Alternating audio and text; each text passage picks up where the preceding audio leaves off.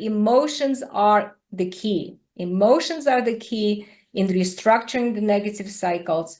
And I believe that leaders and team members must learn how to work with emotions. You don't have to be a therapist. You don't have to be a psychologist to do that. You can learn. It's like a language you're learning how to respond to emotions, how to slow things down, how to tune into emotions, how to recognize when people are kind of falling through space and feeling maybe hurt and disconnected. The worst thing you can do is to leave people alone. Isolation is inherently traumatizing for people. Leaving them alone and saying, oh, time will fix it, is the worst thing that you can do. Obviously, when you are reaching toward them, they have to feel safe to come back. That's why in our withdrawers and pursuers, when we work with people, we give them the language, we give them the tools. We are co-regulators of each other's emotions, and we have to learn how to recognize when we're out of balance, how to come back to each other, how to reach for each other. And we need those tools to create these restorative practices so that we can continue to strengthen and nurture our relationships. What Harry Harlow calls contact comfort. This is the beginning of the secure base. So case after case, we have seen, for example, a utility company in California, their internal trainers use the EMC skills to teach it to 9,000 of their employees. So it really improved their work dynamics.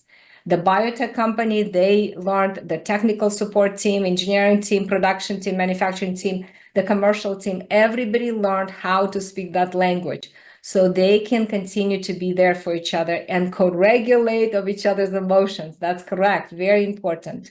So the role of a leader in the 21st century is really to create that safe haven, secure base for team members, to really pay attention to the connection between team members and pay attention to each team member and know how to create that emotional channel. This is what Daniel Goleman talks about, being in synchrony together. And when that happens, the amygdala becomes at rest. The prefrontal cortex becomes accessible.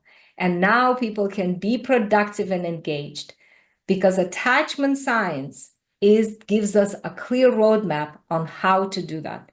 So we can make that as a goal and we can definitely aim for it. It becomes like a regular scheduled flight. You know the plane works, you know what the destination is, you know how to deal with turbulence, and you know how to get people there.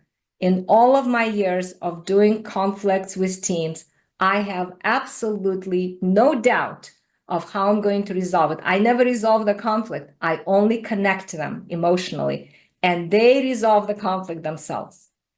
So in conclusion, what I want to say is that when I think about leadership in the 21st century, I think it's going to be very exciting. We are beginning to know what is necessary and sufficient to create lasting change in team relationships. Perhaps time is now. We have to understand this limitless power of emotional connection, which is our deepest need, our birthright, and our strength.